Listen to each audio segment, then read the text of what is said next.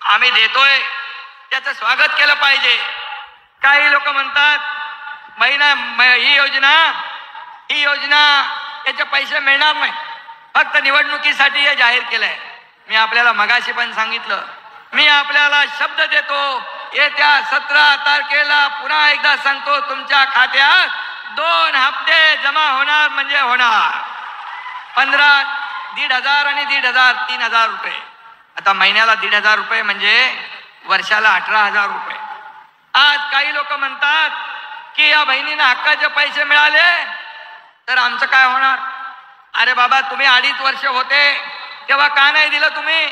तुमच्या हातात होतं, परंतु देण्याची दानत लागते। ते घेणारे होते, आम्ही घेणारे नाही, आम्ही देणारे आहोत आणि म्हणून आम्ही देतोय।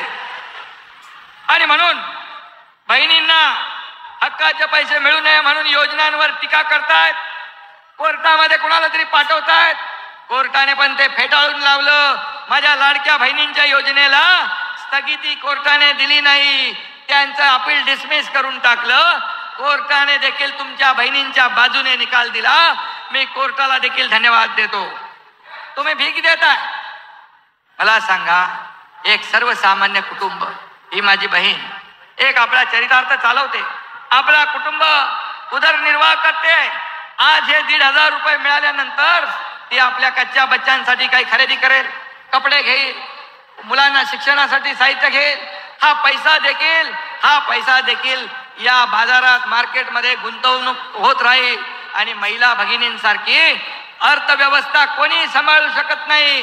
कारण महिला ही घराची 1,00,000-2 लाख नाही तर माझ्या 1.5 कोटी महिलांनी फॉर्म भरले, 1.5 कोटी महिला। आणि पुढे आणखी जो आपला कालावधी आहे याच्यामध्ये आणखी माझ्या बहिणी फॉर्म भरतील आणि या लाडकी बहीण योजनेचा लाभ घेतील। मी एवढंच सांगतो आपल्याला, पुढच्या महिन्यात जे अर्ज करतील त्यांना 3 महिन्याचे पैसे मिळतील। 4,500 रुपये, 1,500, 1,500 आणि 1,500। तेव्हा विरोधकांचे डोळे पांढरे होतील।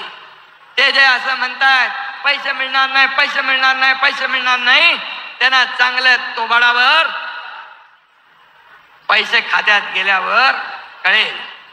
आणि म्हणून मी आपल्याला एवढं सांगतो की या माझ्या लाडक्या बहिणी बऱ्याच उशिरापासून इथं बसल्या, मी त्यांना मनापासून या ठिकाणी धन्यवाद देतो। खरं म्हणजे योजनेचा लाभ पोहोचवण्यासाठी सरकारी अधिकारी, कलेक्टर, विभागीय आयुक्त, प्रांत तहसीलदार, BDO सगळ्यांनी मेहनत घेतात। आपल्यातला एकही माणूस वंचित राहता कामा नये, आपली एकही बहीण इथे वंचित राहता कामा नये लाभापासून। यासाठी माझी सगळ्यांना सूचना की यावर आपण लक्ष द्या।